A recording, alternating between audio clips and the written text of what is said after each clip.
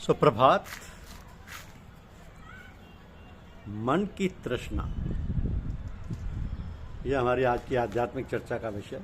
मन की तृष्णा। संसार सुख अनित्य है, भोग अस्थिर है, आपदा रूप है। ये सब दृश्य पदार्थ खोटे हैं, आत्मा ही सत्य है। जो खोटा है वो खोटा ही है, माया है, प्रपंच है। प्रपंच के साथ सत्य का कोई संबंध नहीं। मैं आत्मस्वरूप हूँ, सत्य स्वरूप हूँ, आनंद स्वरूप हूँ, फिर भी इस दुख रूप से सत्य संसार के साथ मेरा संबंध बन गया। धन नष्ट होने पर, दरिद्री होने के बाद कोई भगवान या कोई धनवान मनुष्य स्वयं की भविष्य की दशा संभालने में चिंतित रहे, उसी प्रकार मैं भी परमानंद से भटक कर इस संसार की अति दुखमय खटपट में पड़ा हुआ और उसी में चिंतित रहता हूँ। मनुष्य अज्ञान में डूबा हुआ है, मोह के कारण उसकी विचार गति मंद पड़ गई है, अपने स्वरूप को भूला हुआ है। संसार को सुंदर लगने वाले अनेक विषय इसके विवेक को चुरा लेने में लगे हुए हैं।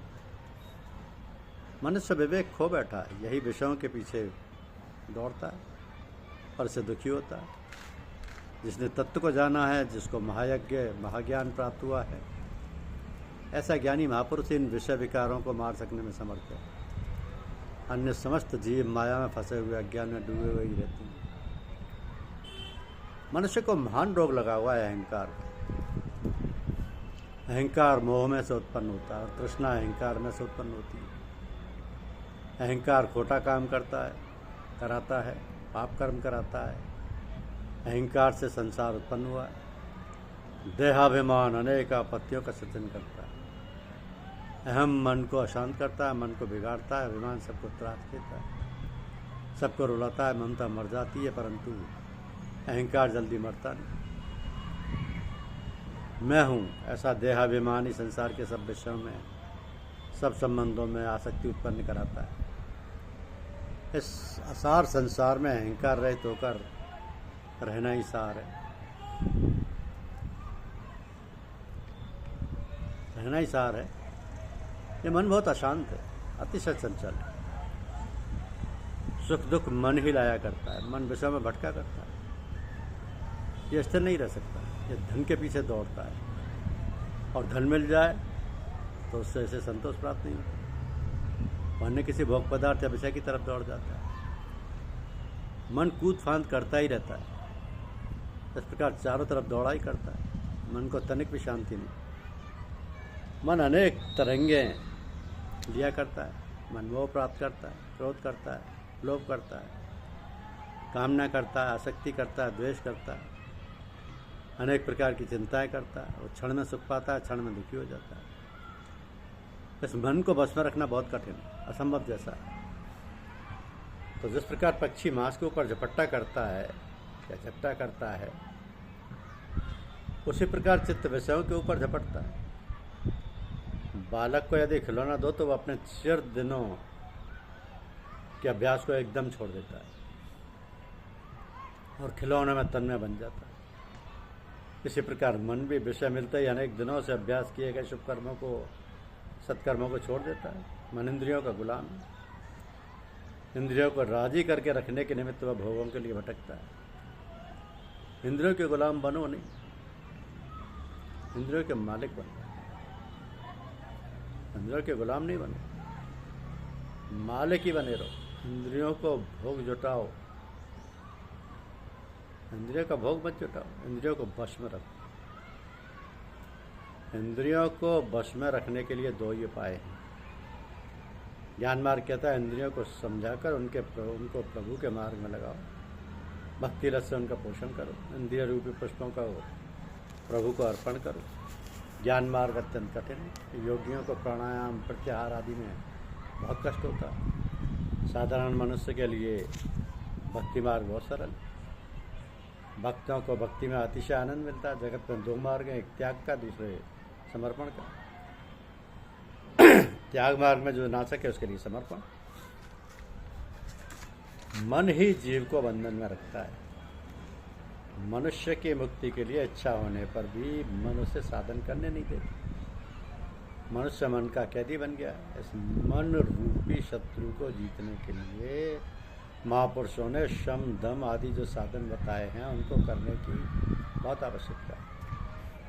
चित्त ही तो संसार है। इस संसार को मन की कल्पना नहीं उपजाया, उसका कोई आकार नहीं। मन स्वयं कल्पित है, असत है। इस कल्पित मन की कल्पना से उत्पन्न हुआ संसार भी कल्पित और मिथ्या है। 84 लाख योनियों के चक्कर में पड़ने का नाम ही संसार है। चित्त का लय हो जाए तो संसार का लय हो जाता है, मुक्ति मिल जाती है। इसलिए मन को मारने का मैं उद्योग करता हूँ। इस मन की तृष्णा बहुत भयंकर होती है।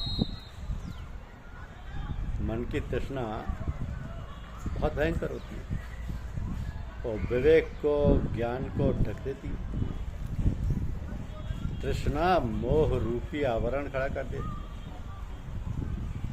तृष्णा जीव को बहुत बहुत दुख देती है और मनुष्य के आनंद सागर को सुखा डालती है, उसके हृदय की कोमलता को नष्ट कर डालती है। तृष्णा हृदय को कठिन बनाती है, जड़ बनाती है। तृष्णा मन को बहुत शांत करती है, पतंग की डोर के समान चढ़ाती है। मन को एकाग्र होने नहीं देती। विवेक वैराग्य प्राप्त करने के उत्साह को नष्ट करती है। ठगनी है तृष्णा, ठगनी है। मनुष्य को वो ठगती है, मनुष्य को दुख देती है, व्याधि और उपाधि देती है। इसके उपरांत भी मैं सुख देती हूँ ऐसा बताती है तृष्णा। तो मनुष्य की बुद्धि तृष्णा रूपी जाल में फंस गई है और इस कारण से वह प्रभु चरणों में पहुंचने में आसक्त है। तृष्णा अमंगलकारी है, अतिशय भयंकर, काली राक्षसी है और मनुष्य का हृदय फाड़ कर खा जाती है। उसके ज्ञान का विनाश करती है, उसके आनंद को उखाड़ कर फेंक देती है। तृष्णा मनुष्य को शोकग्रस्त और भयग्रस्त बनाती है। तृष्णा पल भर में मनुष्य की समझदारी को उड़ा फेंकती है, मनुष्य को भी पथभ्रष्ट कर देती है। तृष्णा उत्तम मनुष्य को भी तिनके के समान हल्का कर डालती है। एक स्थान पर स्थिर रहती नहीं और कभी तृप्त होती नहीं तृष्णा। तो मनुष्य की अवस्था जैसे जैसे वृद्ध होती है वैसे वैसे उसकी तृष्णा बहुत युवा बनती है। मनुष्य ऐसा समझता है कि भोग भोगने से मन शांत होगा, तृष्णा तृप्त होगी, पर भोग भोगने के पश्चात उसकी समझ में आता है कि शांति तो मिली नहीं। भोग भोगने से मन शांत तो होगा ही नहीं, ये केवल भ्रम है। भोग भोगने से वासना बढ़ती है, इंद्रियां शांत नहीं होती। इंद्रियां क्षणिक सुख देती, पीछे दुख में धकेल देती। इंद्रियां नित्य नया नया विषय मांगती है। जीव रसास्वाद की तरफ खींचती है, आंखें रूप सुख मांगती है, त्वचा स्पर्श सुख चाहती है।